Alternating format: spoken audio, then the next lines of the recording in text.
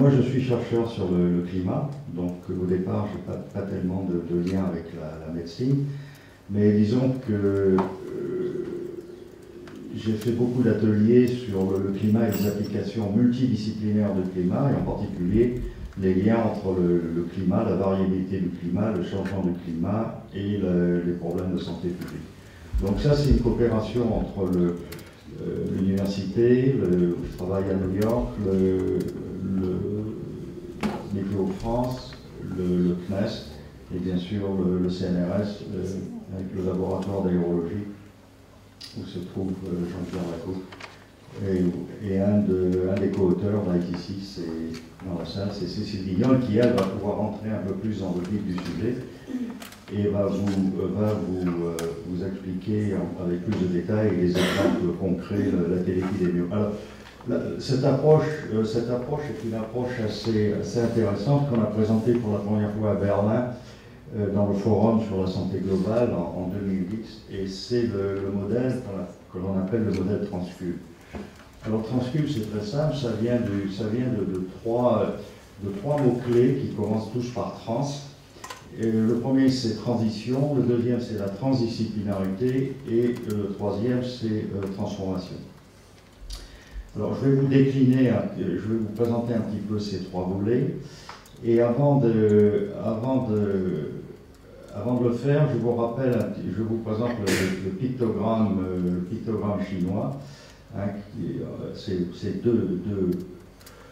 vous avez deux images, donc the Wei and the Ji, so une crise en chinois se dit Wei Ji. Le premier, le Wei, c'est les aléas, qu'on appelle hazards en anglais. Et le deuxième, c'est en gros les opportunités. Donc, même en période de crise, et surtout si on est en crise épidémiologique, il y a quand même ce qu'on appellera tout à l'heure la vulnérabilité peut être vue dans la biodiversité comme une opportunité, par exemple pour les vecteurs tels que les moustiques. Les mots-clés sont le point de non-retour, le tipping point. Et là, j'ai mis un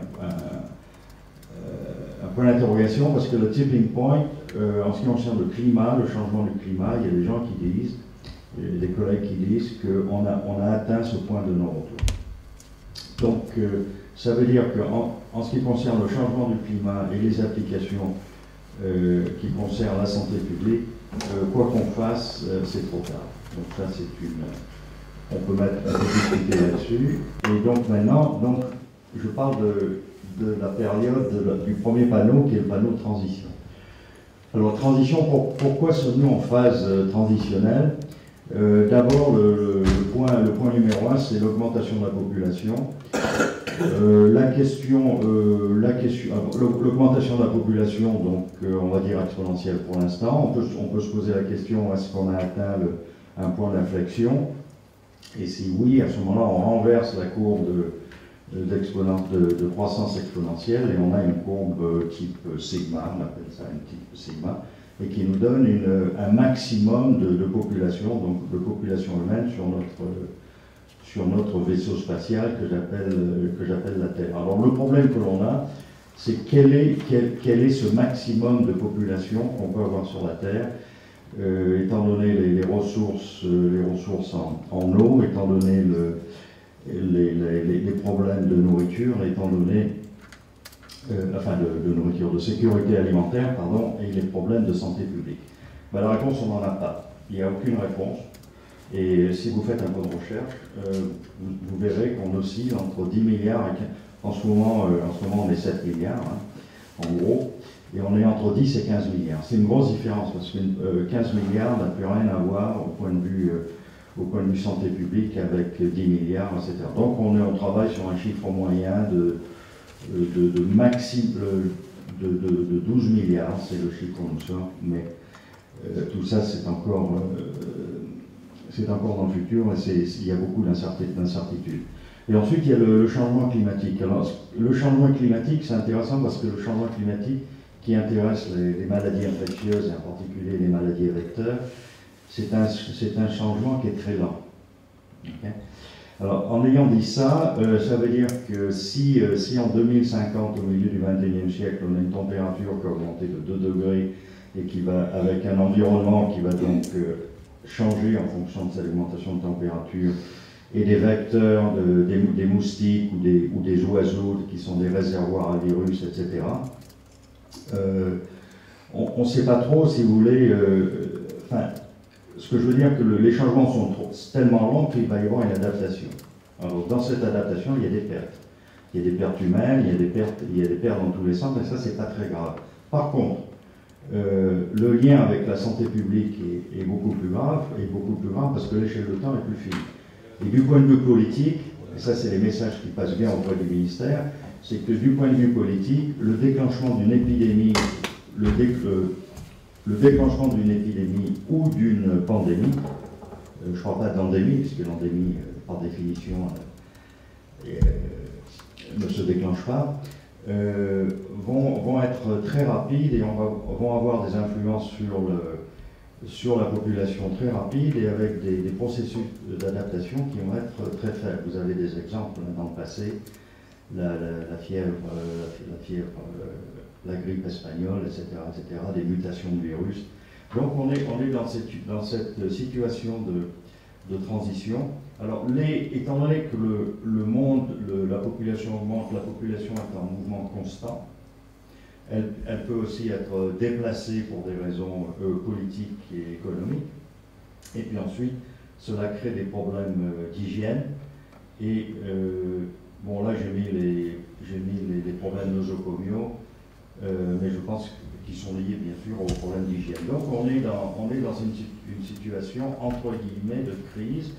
Et en Europe, par exemple, à partir du moment où on n'a plus de frontières, entre les pays qui appartiennent à l'Europe, il y a des échanges de virus qui se font d'une manière relativement facile, parce qu'il n'y a plus de contrôle, entre guillemets, médicaux. Donc les échanges de virus peuvent se faire par l'intermédiaire de réservoirs humains ou l'intermédiaire d'oiseaux migrateurs, etc., etc. Vous savez qu'on est passé, il y a 2 ans, on était à la limite d'un déclenchement de fièvre aviaire en France avec le H5N1 qui était aux frontières et il y a eu des cas de fièvre aviaire, mais heureusement, il n'y a pas eu d'épidémie. Donc, vous voyez, il y a un lien direct avec cette période de transition et également les vecteurs des maladies infectieuses. Alors il y en a plusieurs, il y a des types de maladies embarquées par les moustiques, et ensuite les bactéries type choléra dont on a parlé tout à l'heure dans l'eau, puis ensuite il y a des cas de méningite, méningococcée dans le cas d'un environnement beaucoup plus sec qui peut aussi être associé au changement climatique. Donc on est dans une situation où on a des nouvelles maladies. Par exemple, le chikungunya. Le chikungunya est en France. Le vecteur est en France. Le vecteur s'est adapté. Le vecteur se développe. Et les virus sont en France. Donc, on a des cas de l'année dernière, où il y a 2 ans, on a eu des cas de chikungunya dans le sud-est de la France, dans le nord de l'Italie. On est à la limite d'un déclenchement épidémique, étant donné que les gens partent en vacances dans le sud-est de la France, étant donné que les grands centres hôteliers sont dans des endroits préférentiels, en particulier vous avez des étendues d'eau, etc., vous avez des marais, par exemple la presqu'île de Gien à proximité de Toulon, où les moustiques prolifèrent. Donc il faut être au courant de cet état de fait. Fièvre aviaire, j'en ai parlé, la fièvre de la vallée du Rif, qui se développe rapidement au Sénégal, en Mauritanie du Sud, et qu'on pourrait retrouver rapidement en France. Il y a la malaria. La malaria, c'est intéressant, la malaria a démarré l'identification au nord de l'Italie, c'était mauvais air, mal air. Okay. Elle a été éradiquée, et grâce à des interventions assez puissantes, maintenant on n'a plus le droit de le faire, en gros. Mais la malaria, le paludisme revient. Et ensuite, vous avez la dengue. Notre collègue de Guyane est au courant de. Enfin, la dengue est en stade, on va dire, endémique en Guyane. Oui. Voilà. Et le West Nile, alors le West Nile, ça c'est un cas concret, le West Nile a atterri à New York en novembre 1999. Le front du West Nile a traversé tous les États-Unis pendant 4 ans. Il y a eu un ralentissement au niveau des montagnes rocheuses. Et maintenant, le virus du West Nile est en Californie. Et le West Nile aux États-Unis fait entre 500 et 1000 morts par an. Donc c'est pas énorme, mais avant, il n'y avait pas de cas.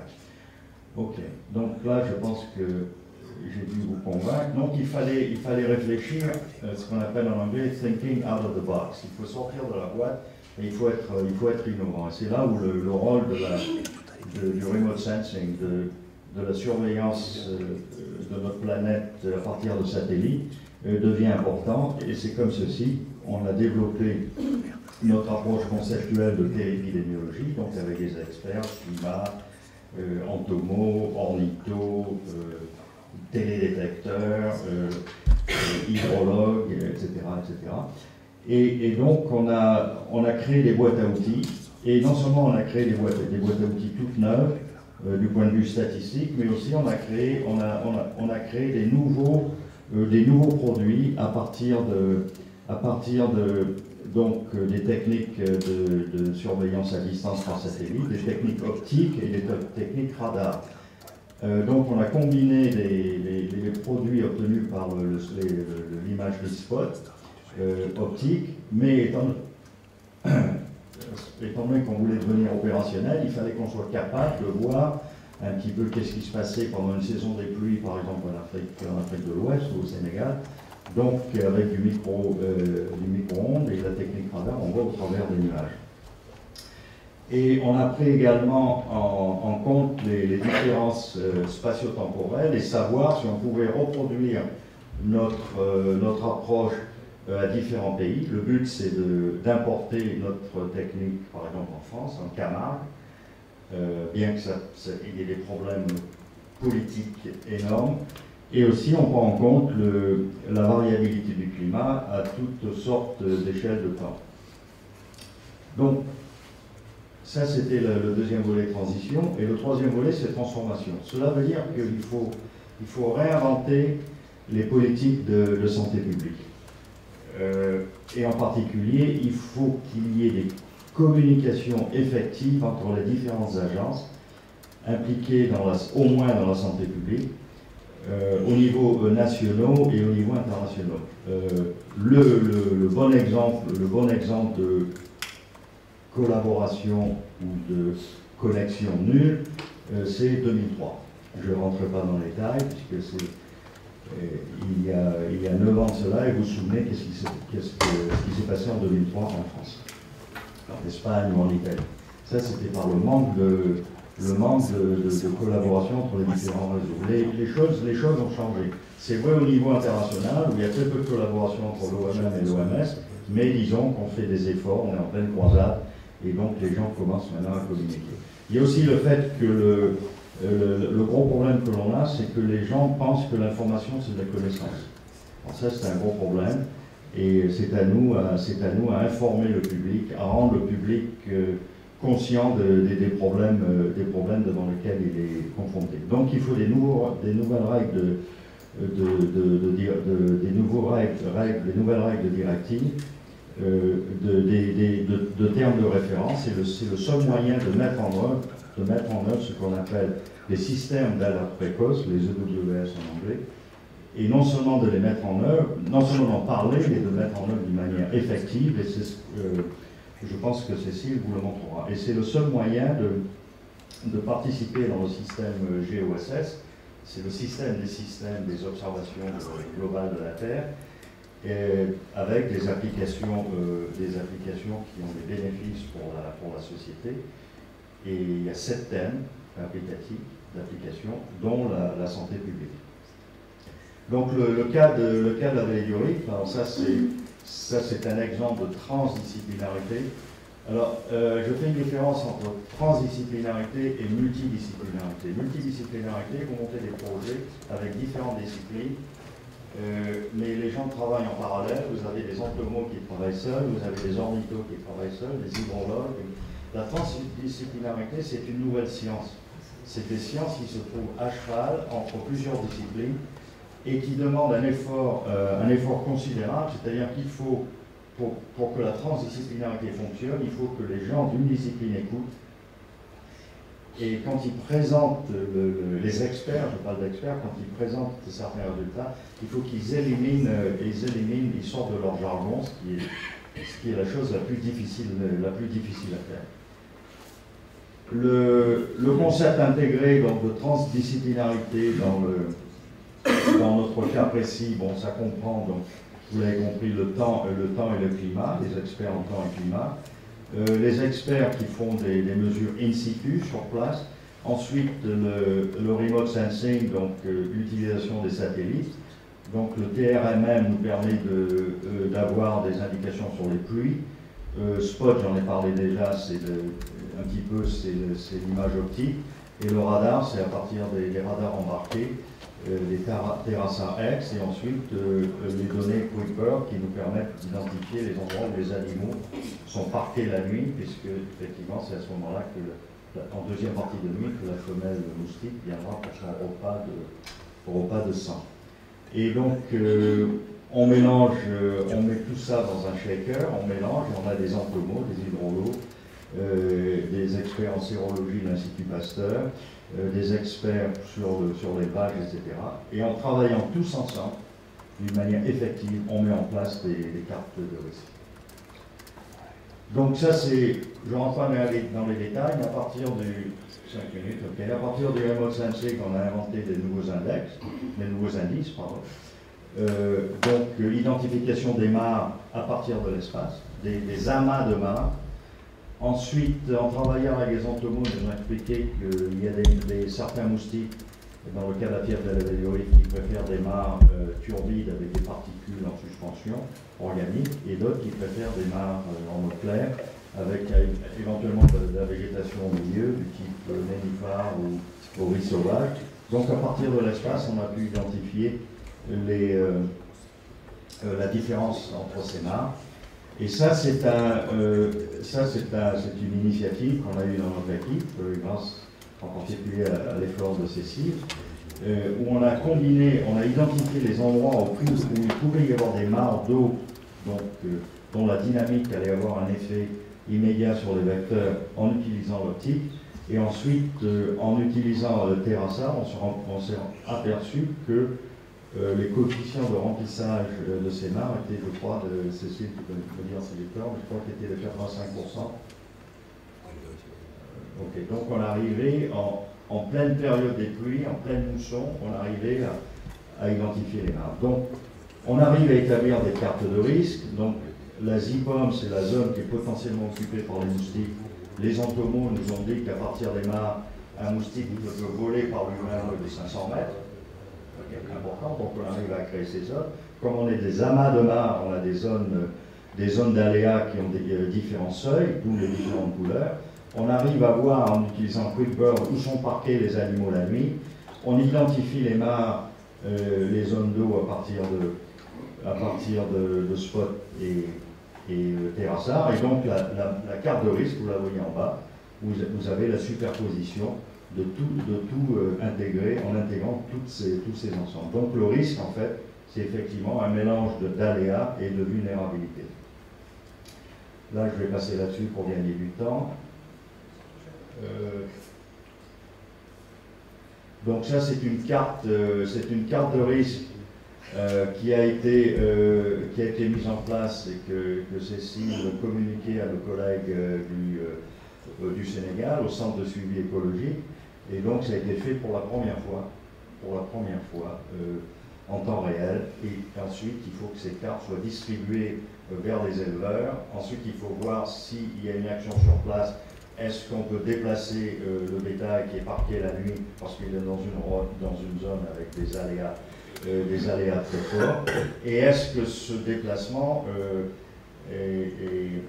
a une valeur ajoutée, c'est-à-dire que c'est là où les sérologues de l'Institut Pasteur viennent, font des prélèvements de sang et voient un petit peu comment est l'évolution comment se trouve l'évolution de l'épidémie. Donc en conclusion, on a des niveaux d'intervention et de prévention à partir des cartes de risque. Donc, déplacer les animaux parqués la nuit. Il y a un vaccin pour la fièvre de la baie du Rift. Il est utilisé, pas utilisé, ça dépend des cas. L'intervention du larvicide, du BTI, et ensuite les études de sérologie. Et je termine donc sur mon poster de croisade. Vous voyez, on a une grande, c'est pas une croix, c'est un T, avec les 3 panneaux, transition, transdisciplinarité et transformation, j'en ai parlé un petit peu. Et les 2 couleurs, ici c'est un clin d'œil à Toulouse, ce sont le club de rugby de Toulouse, c'est rouge et noir, donc on a choisi ces 2 couleurs. Ce qui ne dit pas, c'est qu'il est né à Toulon. Il est aussi rouge et noir. Mais ce sont les esclaves du stade de Toulouse. Donc de vous présenter un petit peu le concept d'une manière un petit peu plus, on va dire, théorique, et puis après vous montrer quelques exemples plus appliqués. Donc pour l'exemple de la fièvre de la baie du Rift, vous êtes en partie démontré, puis très rapidement un exemple sur la bilharziose, et puis un exemple sur le paludisme rural. Le paludisme urbain, tout ça sera présenté après donc, par Vanessa Machaut, donc ma collègue sur ces activités. Donc juste un petit rappel, alors très rapide, puisqu'il l'a déjà évoqué, un petit contexte un petit peu qui va résumer pourquoi on s'intéresse à cette problématique. Donc voilà, il vous l'a dit, aujourd'hui on constate qu'il y a une augmentation du risque des épidémies ou des pandémies, et que l'on constate dans certains endroits l'émergence ou la réémergence de certaines maladies infectieuses. Donc tout ça se fait dans un contexte donc, de population mondiale qui est en augmentation constante. Donc aujourd'hui on est à peu près 7 milliards. Que tout ça effectivement est lié aussi à une augmentation de ce qu'on appelle le déplacement des populations, mais aussi, on le verra, de certains matériaux, de certains contenants, par exemple comme les pneus. Et on sait que par exemple la circulation des pneus dans le monde est un des vecteurs qui a permis justement aux moustiques responsables du chikungunya ou de la dengue de se multiplier dans le monde. Donc là, à titre d'exemple, c'est les chiffres qui datent à peu près au moment de 2010. Donc la mortalité humaine annuelle est estimée à 4-5 millions par an sur ces maladies infectieuses. Et la mortalité animale, qu'il ne faut pas négliger, c'est 12 à 15 millions d'animaux qui se situent essentiellement dans des pays en général en voie de développement et donc qui représentent pour ces pays-là une grosse perte économique puisque pour ces pays-là, l'élevage est souvent une des sources de revenus principales. Donc voilà, je ne reviens pas sur le paludisme, là c'était un exemple, on le sait, c'est la principale maladie infectieuse aujourd'hui transmise par des moustiques. Elle touche aujourd'hui, on estime à peu près, elle concerne 50% de la population, mais c'est à peu près un habitant sur 2 est exposé. Il y aurait 250 millions en moyenne de cas par an et l'OMS estimait en 2010 qu'il y avait 1 million de morts par an. Aujourd'hui, c'est un petit peu moins. Mais on pense que c'est un petit peu moins, c'est lié aussi au fait qu'on améliore aujourd'hui les diagnostics. Alors tout ça, comme l'a expliqué Yves, ça se fait dans un contexte de changement climatique qui engendre donc une évolution à la fois de notre environnement à des échelles globales et locales, avec notamment l'apparition de phénomènes extrêmes, mais aussi des changements à plus long terme de l'environnement. Ce qui nous a amené à nous poser des questions, en gros, du style, il faut absolument améliorer notre connaissance entre les relations entre l'environnement, le climat et l'impact sur la santé publique.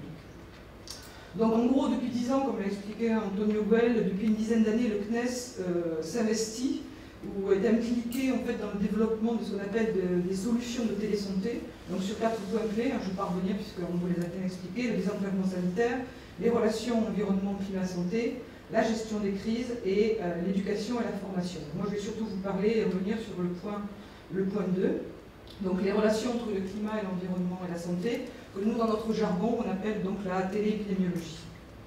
Alors en gros qu'est-ce que c'est? Donc il fallait bien trouver une définition, donc on en a trouvé une, on en trouvera sûrement d'autres. La téléépidémiologie elle consiste pour nous à analyser donc, les relations entre le climat, l'environnement et la santé pour mettre en évidence donc, les liens qui existent entre l'émergence et la propagation de certaines maladies infectieuses. Alors les maladies infectieuses qui peuvent être liées à des vecteurs, à l'eau ou à l'air, et les changements climatiques et environnementaux, en s'appuyant sur la technologie spatiale, en sachant que la technologie spatiale, comme l'a expliqué Antonio, n'est qu'un outil parmi d'autres. C'est-à-dire que ce n'est pas le panacée, ça ne se suffit pas à lui tout seul. Ah, donc l'objectif final, c'est de fournir aux acteurs de santé publique des outils, des services qui vont être adaptés, permettant de surveiller et de prévoir les épidémies, dans le but de les aider, enfin, pour qu'il peut les aider à bâtir et à adapter donc les stratégies d'adaptation face aux risques prédits.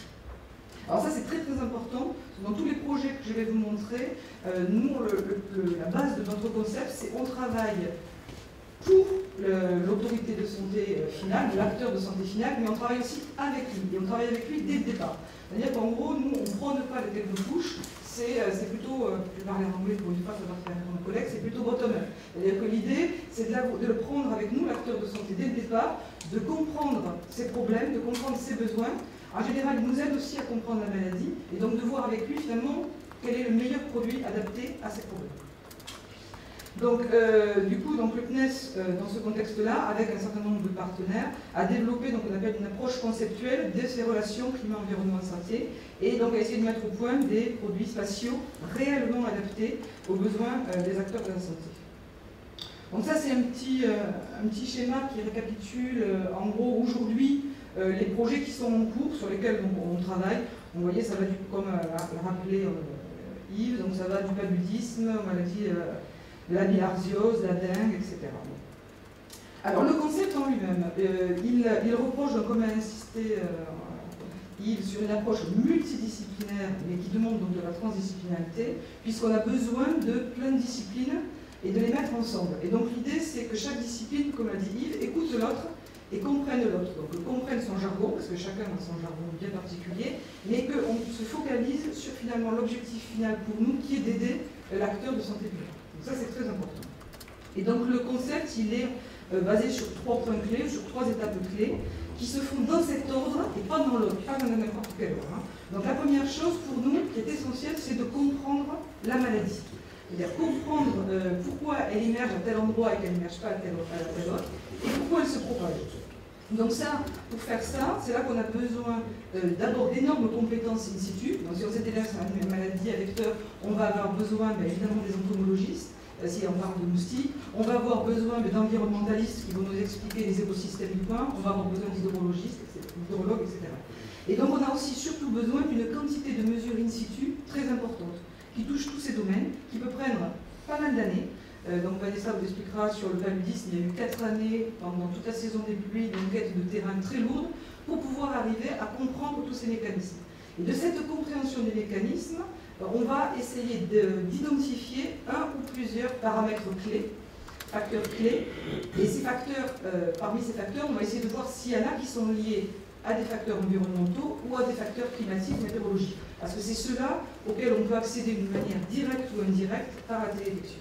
Une fois qu'on a compris les mécanismes, on va donc essayer de chercher à développer des produits spatiaux réellement adaptés. Donc ça veut dire qu'en fonction de la problématique qui est devant nous, on va choisir le bon satellite d'observation, en fonction de sa résolution spatiale, de sa résolution temporelle, des bandes de longueur d'onde qu'il y a dessus. Je ne rentre pas dans si vous avez des questions sur la télédétection, on verra après.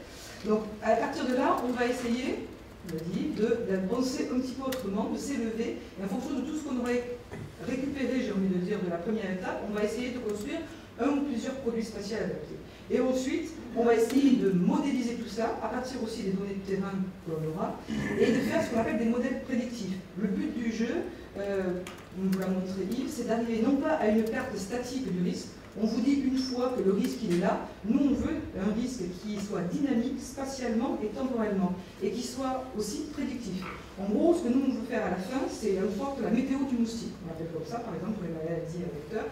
Donc comme vous avez tous les soirs un bulletin météo et que tous les soirs on vous montre à 5-6 jours le risque que vous avez de vous prendre un orage ou au contraire de sortir de la crème solaire, nous avec ce genre de maladie, c'est ce qu'on voudrait arriver à la fin. Il y a des systèmes opérationnels qui vous disent en gros, dans les 10 jours, dans les 15 jours, dans le mois qui vient, le risque que vous avez de voir émerger le vecteur qui est responsable potentiellement de l'émergence d'une maladie. Voilà, je vais passer vite, c'est un petit peu la même chose, donc ça c'est le concept un petit peu dit autrement. Donc d'un côté on a des données in situ, qui nous aident à comprendre la maladie et à identifier les facteurs clés. De l'autre, un certain nombre de données de télédétection qui nous permettent aujourd'hui, la télédétection, comme l'a expliqué Antonio, ça nous permet de suivre l'environnement. donc sur à la fois un large espace et qui peut nous permettre aussi, en termes de temporalité, d'avoir un certain nombre d'informations clés dans le temps.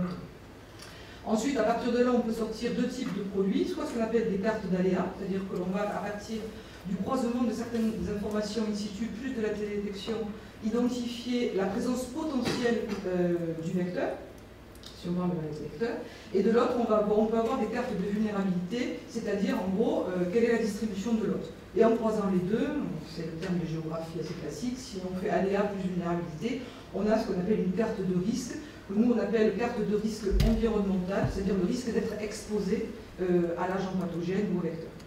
Et tout ça, on le fait rentrer ensuite en modélisant dans des systèmes d'alerte précoce, pour essayer donc d'améliorer les stratégies d'adaptation.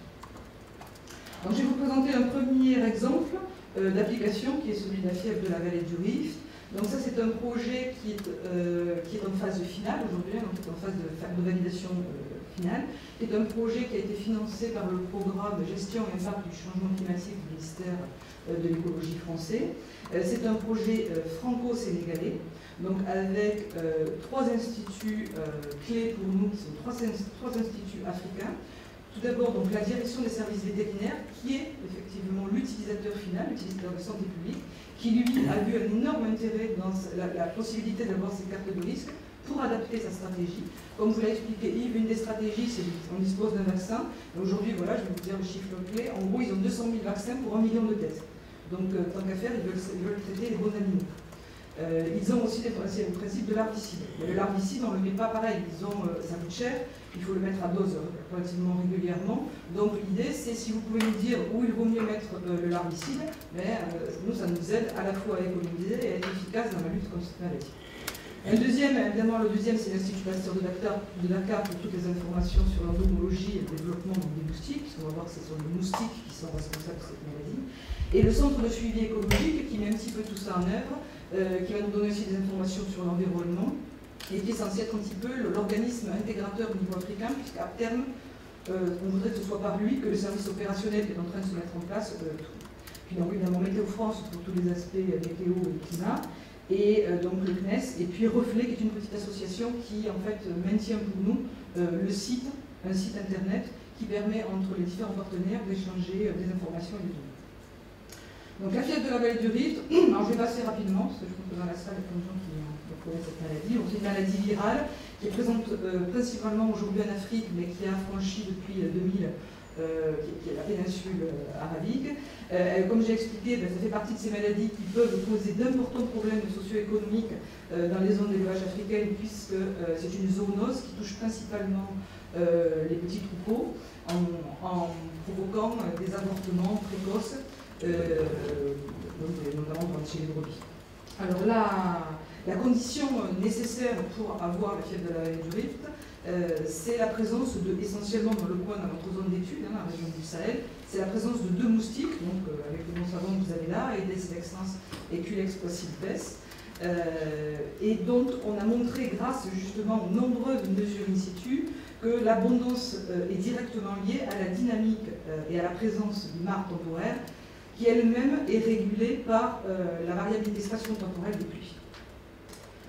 Donc là, si je vous montre, ça c'est le petit mécanisme qui récapitule un petit peu ce que je viens de dire. Donc les deux moustiques, on s'est aperçu en fait grâce aux nombreuses mesures in situ qu'ils n'ont pas le même comportement. L'Aedes, il pond ses œufs sur le bord des mares et il a besoin d'une immersion grâce à une émission de pluie pour pouvoir éclore, alors que les Culex, eux, ils ont besoin que les mares soient suffisamment remplies, qu'il y ait une surface à eau relativement importante pour venir pondre leurs œufs.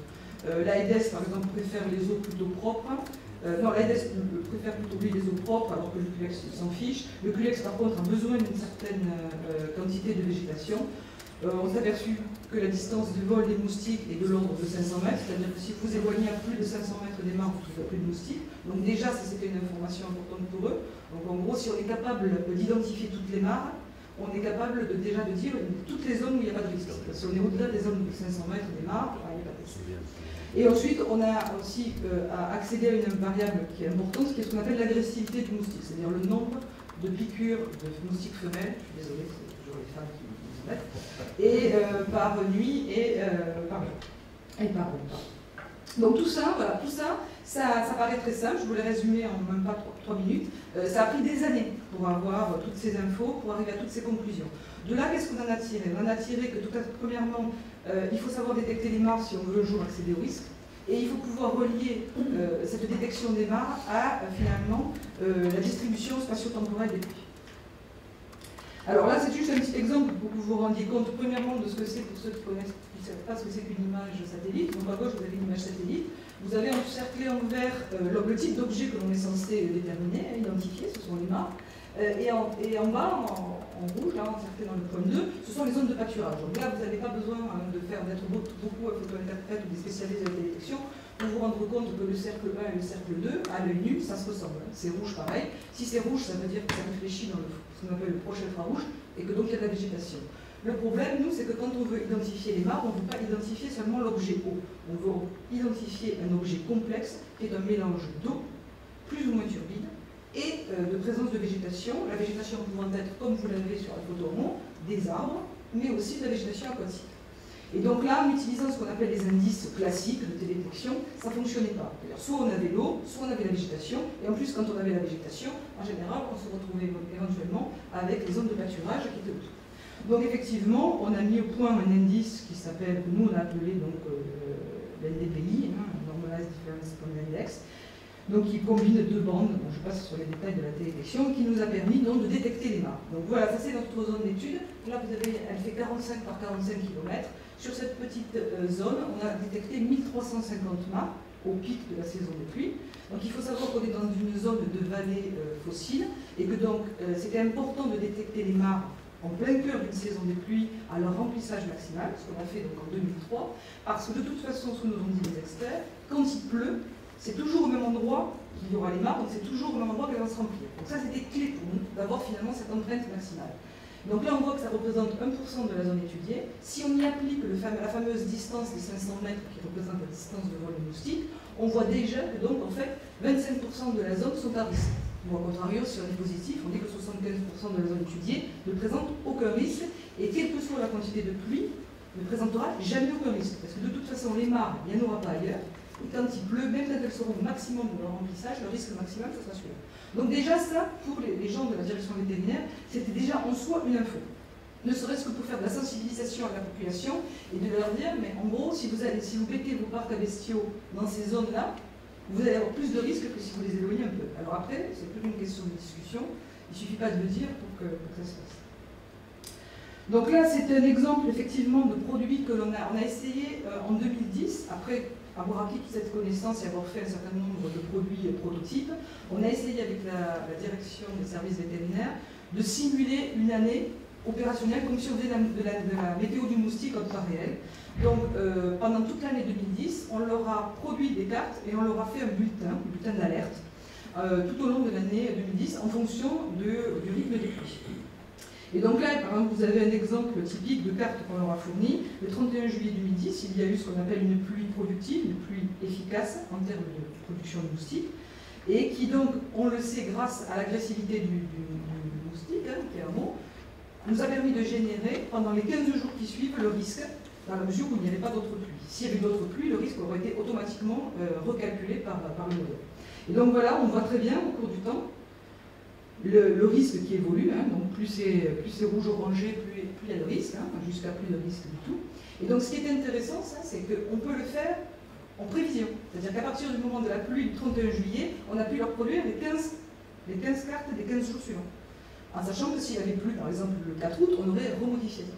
Donc c'était vraiment en temps réel. Donc l'idée c'était qu'ils analysent ça, qu'ils regardent comment ils pouvaient utiliser ça, à quel niveau, parce qu'ils se sont aperçus qu'effectivement ce genre de produit, il fallait peut-être l'adapter en fonction de la personne à qui on le délivrait, à l'éleveur, aux vétérinaires, aux instances publiques. Donc ils sont en train, donc là on est en phase finale, on est en train de dépouiller tout ça, on est en train aussi de finir de les valider, parce que donc avec l'Institut Pasteur, il y a eu une grosse campagne de terrain. Suite à cette campagne, on est allé sur le terrain et où il y a eu dans les parcs des relevés, des captures de moustiques. Donc on est en train de finir de valider. Grosso modo, je peux vous dire que ça colle assez bien. On a un modèle d'assez bonne concordance avec ce qu'ont vu les experts sur le terrain.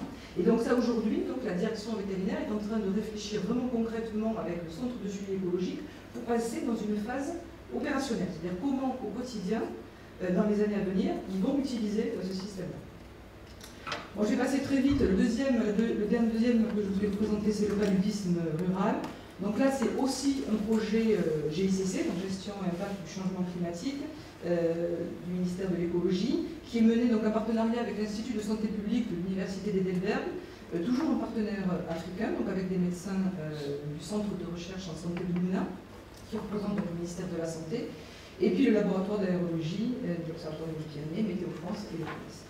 Donc là, en gros, ce qu'ils sont aperçus, c'est que, bon, au Burkina Faso, il faut savoir, c'est comme en Afrique, donc là-bas, le paludisme est endémique, même holo-endémique, c'est-à-dire qu'on a des grosses poussées qui, en général, tout le temps, hein, et que le constat qu'ils ont fait là-bas, c'est qu'il y avait de grosses difficultés pour mettre en place ce qu'on appelle des mesures de lutte très localisées, très focalisées.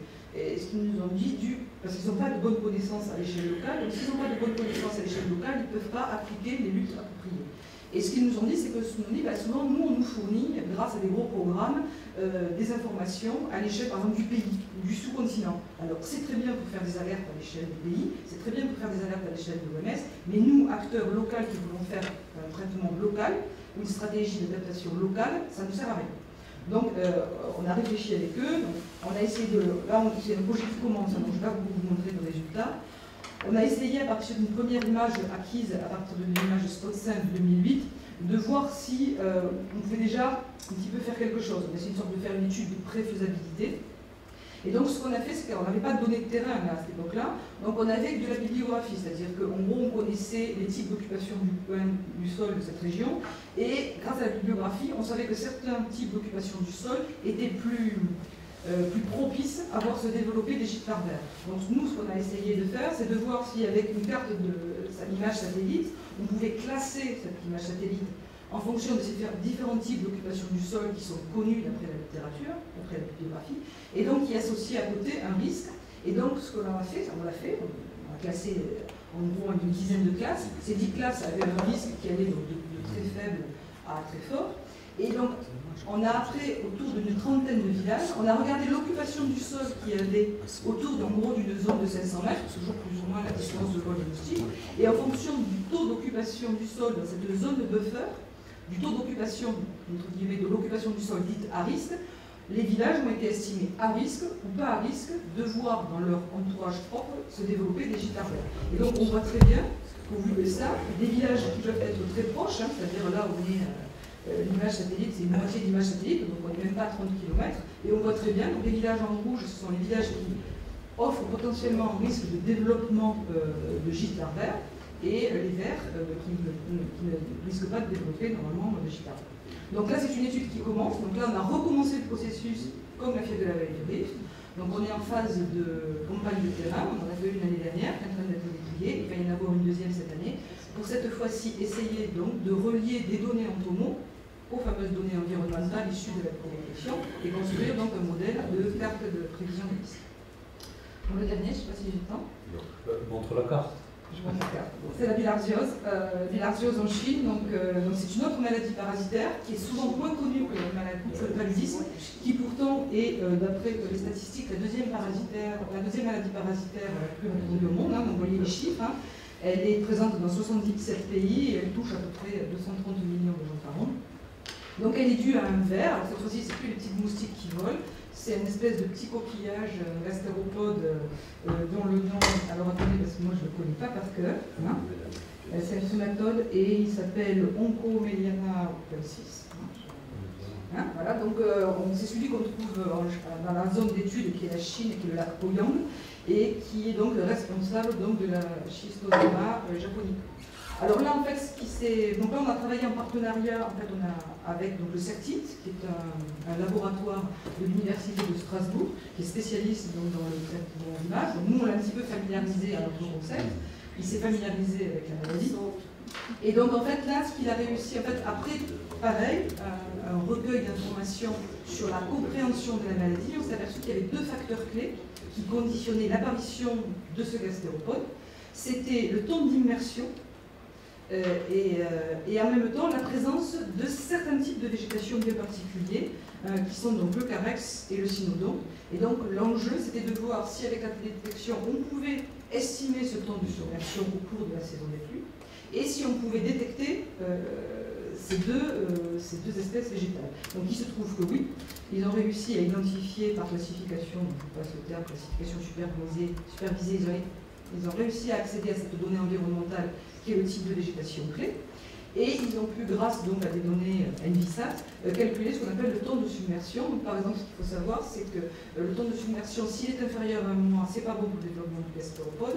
Si au contraire c'est supérieur à 8 mois, c'est pas bon pour le gastéropode. Par contre, si le temps de submersion pendant la saison des pluies dure 4 à 5 mois, et qu'en plus on est dans une zone où le carex et le cynodon peuvent se développer, c'est parfait, bingo, vous avez double effet qui se coupe, vous avez toutes les chances d'avoir le gastéropode qui se développe, et si le gastéropode se développe, vous avez de fortes chances de voir apparaître la merde. Donc voilà, donc ça on en était là. Malheureusement, ça c'est une étude de recherche qui aurait dû, pour nous, essayer de déboucher ensuite sur quelque chose de plus opérationnel. Mais comme l'a dit tout à l'heure quelqu'un, c'est pas facile de travailler en Chine. Et donc notamment de travailler avec donc, les organismes de santé, parce que voilà, on touche à un domaine sensible, notamment le lac Poyang, il faut savoir, c'est la première ressource non potable de la Chine, et donc c'est une donnée sensible, et donc pour le moment ça s'est arrêté à un travail de faisabilité et de recherche. Voilà, dernier transparent, c'est fini. Bon, donc c'est une petite conclusion. Comme on vous l'a dit largement, ça a été fait, je vais pas revenir là-dessus. Donc comme l'a expliqué aussi Yves, nous ce qu'on souhaite c'est essayer dans la mesure du possible de développer et d'appliquer ce concept à d'autres maladies, dans la mesure où les maladies ce sont des maladies climato- et environnementaux dépendantes. Et que donc on a développé donc, un site RedGems, donc vous avez le site là, dans lequel vous pourrez retrouver un petit peu tout ce qu'on vous a présenté aujourd'hui, et qui en fait retrace et réexplique un petit peu tous ces projets, où ils en sont, avec les publications. Donc là vous avez un exemple de publication, mais sur le site RedGems vous trouverez toutes ces publications, elles sont en ligne, elles sont ouvertes, donc vous pourrez vous familiariser avec cette nouvelle discipline. Je sais pas si on va dire discipline. Merci beaucoup, Cécile. Donc le paludisme fait intervenir obligatoirement 3 acteurs. Tout d'abord un moustique femelle du genre Anophèle qui va transmettre un parasite, Plasmodium, à un hôte humain qui soit permanent, donc c'est des populations qui vivent dans les zones à risque, les zones endémiques, ou occasionnelles avec des voyageurs ou des militaires qui vont se rendre dans ces zones-là. Dans le monde, donc, le paludisme est la première infection parasitaire et qui sévit, comme vous le voyez sur la carte, en zone intertropicale. On a déjà dit 50% de la population mondiale est exposée et on a environ plutôt un peu moins d'1 million de décès par an. En milieu urbain, on a un faciès épidémiologique un petit peu particulier par rapport au paludisme rural. On a plutôt moins de vecteurs, on a plutôt moins de moustiques parce que l'environnement, le fait qu'il y ait du goudron dans les villes et des bâtiments, fait qu'il y a plutôt moins d'eau stagnante que dans les zones rurales où on va pouvoir avoir des rizières, des marécages. Et donc d'une part moins de vecteurs et de part moins de parasites parce qu'on a en général dans les villes un meilleur accès aux soins. À partir du moment où les gens se font soigner, on a des parasites qui circulent moins et les moustiques qui viendront piquer les gens auront moins de chances de s'infecter. Mais par contre, en parallèle de ça, on a une forte population à risque puisque le nombre d'habitants des zones urbaines ne fait qu'augmenter et d'ici 2040, on aura 50% de la population africaine qui vivra dans les villes. Donc le nombre de personnes à risque est très important dans les zones urbaines. Il y a peu de transmission, donc en plus la population n'acquiert pas d'immunité comme c'est le cas en zone rurale, et du coup on est vraiment dans des zones où il y a un risque épidémique de paludisme. Dans ce contexte d'épidémie, on est vraiment intéressé pour avoir des cartes de risque, c'est-à-dire qu'on veut savoir où et quand potentiellement le paludisme va apparaître. Donc pourquoi est-ce qu'on peut utiliser de la donnée satellite et des images d'observation de la Terre pour l'étude du paludisme? Eh bien c'est parce qu'on a des facteurs géoclimatiques et des facteurs anthropiques qui impactent d'une part sur le cycle de vie des moustiques. Alors on a chez les moustiques une phase aquatique obligatoire Donc on a besoin d'eau, on a besoin de gîtes larvaires, et donc à ce moment-là, le régime des pluies va influer sur la présence et la persistance des gîtes larvaires. La température aussi va influer sur la vitesse de développement des larves et donc sur les populations de moustiques en général.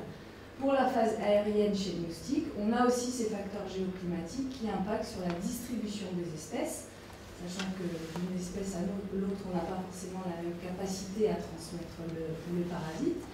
Ils vont impacter aussi sur la durée de survie des adultes, leur dispersion. On a parlé de 500 mètres de dispersion selon les espèces et selon l'humidité environnante, par exemple, ou la présence de végétation. Cette dispersion va être différente. Concernant le développement du parasite dans le moustique, on a la température aussi qui va jouer sur la vitesse de développement du parasite. Ensuite, au niveau de la population humaine, on a des caractéristiques de vulnérabilité, donc tout bêtement par exemple de densité de population humaine, pour lesquelles on peut avoir des informations grâce à des données satellites. Dans ce contexte-là, on avait un acteur de santé, là, qui pour nous était le service de santé des armées, qui voulait une information concernant le risque de paludisme dans les villes d'Afrique subsaharienne. Donc on a, comme l'a indiqué Cécile, on avait un utilisateur final qui recherchait un produit, qui avait besoin d'une information, et on est donc parti avec lui depuis le début pour essayer de monter le projet. On travaillait en ville, donc dans des zones d'épidémie potentielle, et on a donc appliqué le concept de téléépidémiologie pour développer des cartes de risque entomologiques de paludisme. Alors là, on est dans l'aléa, on est dans le risque environnemental, c'est-à-dire qu'on parle uniquement de présence de moustiques et pas encore, j'en dirai un mot, pas encore de maladie. Le premier maillon pour le paludisme, c'est déjà d'avoir du moustique, donc on s'est concentré sur ce projet-là, sur la cartographie du moustique. On a donc travaillé à Dakar, qui est la capitale du Sénégal, qui se situe dans un climat sahélien. Donc on a une saison des pluies très marquée, avec la totalité des pluies qui tombent en gros entre juillet et octobre. Et quand on parle de saison sèche, c'est sec, il n'y a aucune pluie pendant les mois de la saison sèche. Dans cette ville de Dakar et sa proche banlieue, on a collecté pendant plusieurs années, donc de 2007 à 2010, des informations entomologiques, donc 45 zones qu'on a délimitées sur le terrain pour qu'elles fassent environ 200 mètres par 200 mètres de côté. On a ici la représentation de ces zones, donc on a réparti vraiment de façon assez homogène dans la capitale du Sénégal. Et dans ces zones, pendant ces 3-4 années, on a collecté des moustiques adultes, d'une part, toutes les 2 semaines, donc par la technique de capture sur homme. Donc on a vraiment des techniciens qui collectent les anophèles qui viennent se poser sur ces jambes. Et là, on a vraiment une estimation du risque de piqûre de moustiques chez la population humaine.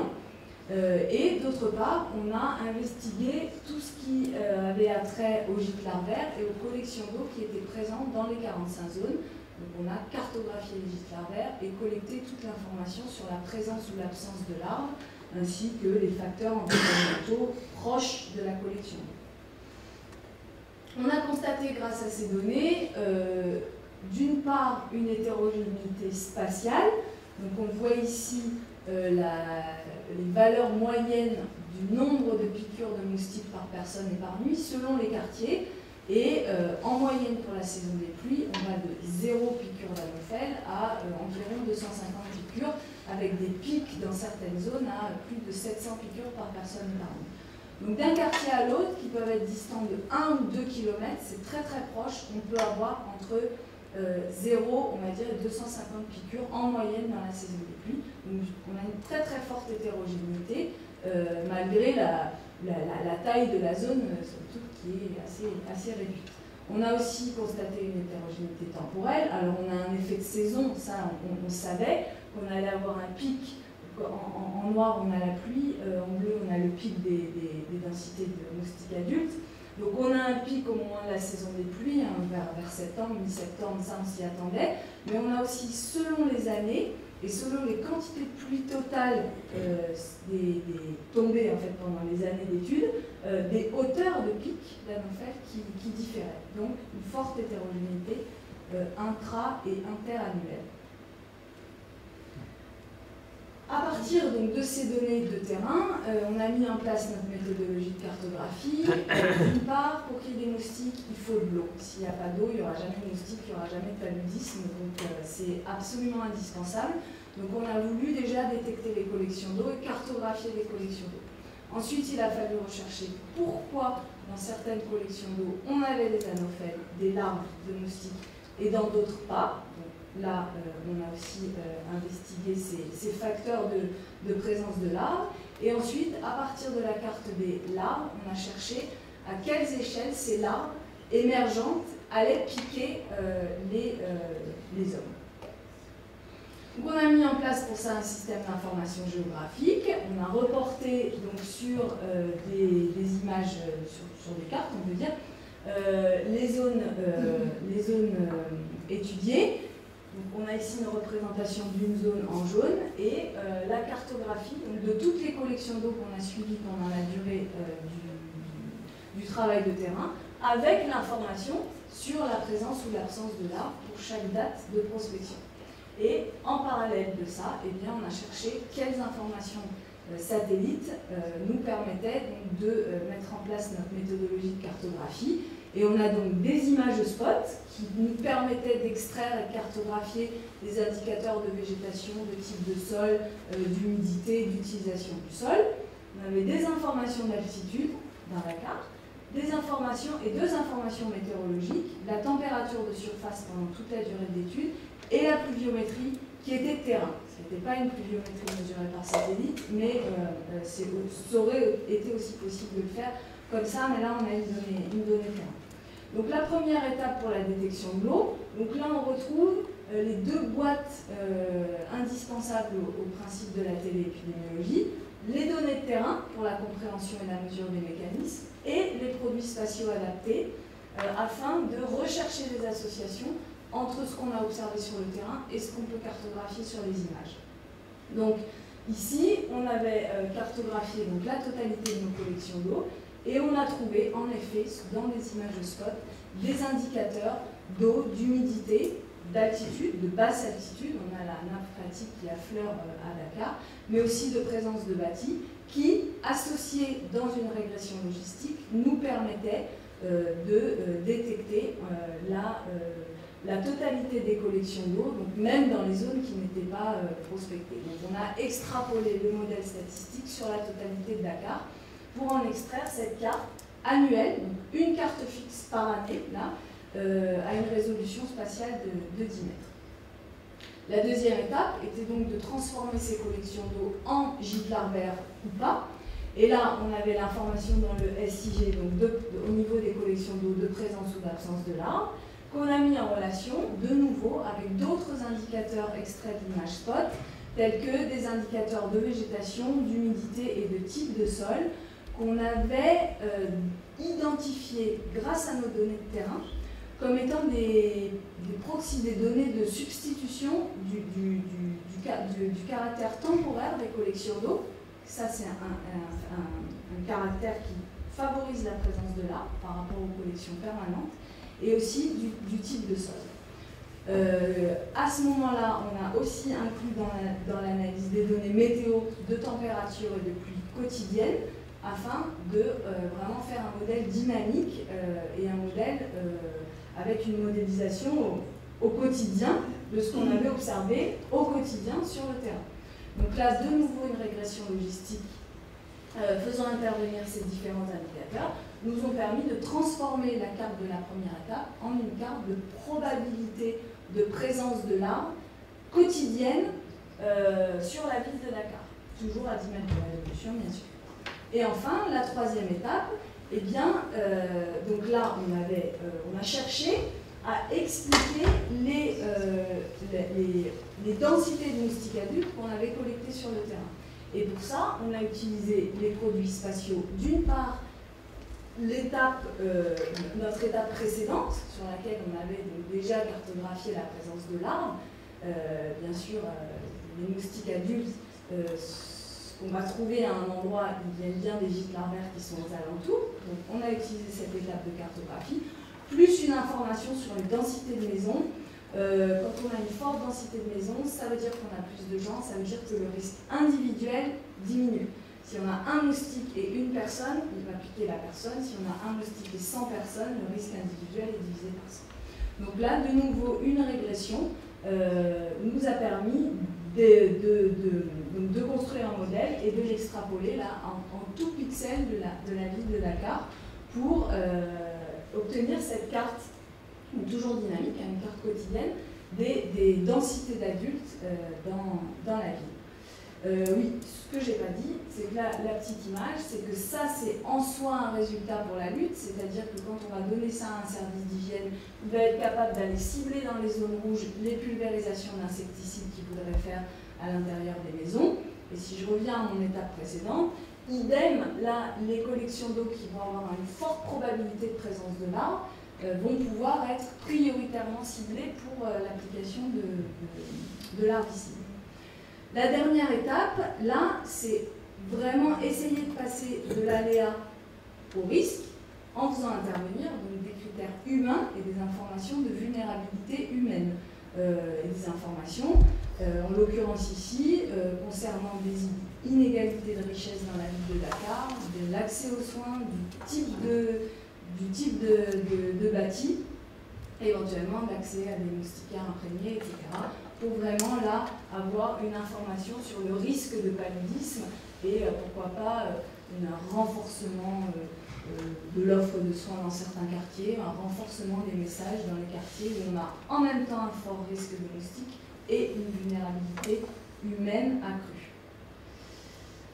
L'étape 5, ça c'est juste qu'on ne va pas s'en tenir là, mais qu'on essaye de valider les modèles dans d'autres villes d'Afrique subsaharienne. On a ici le plan d'échantillonnage pour la ville de Bamako. On aura aussi des informations au Tchad, donc ça c'est en cours. Et donc en conclusion, on peut dire donc, que ces données de télédétection nous ont permis de mettre en place des cartes de risque entomologiques à haute résolution spatiale et haute résolution temporelle. Et qu'on a donc ces plusieurs niveaux d'information, larves, moustiques adultes et risque de maladies réellement, qui peuvent être donc utiles pour la lutte opérationnelle contre la maladie. Et dans le futur, on parlait de prévision. En effet, l'idée c'est non pas de faire quelque chose quasiment en temps réel, mais un tout petit peu avant, avec l'utilisation de prévisions météorologiques pour anticiper bien sûr le risque larvaire, le risque d'adulte ou le risque de paludisme.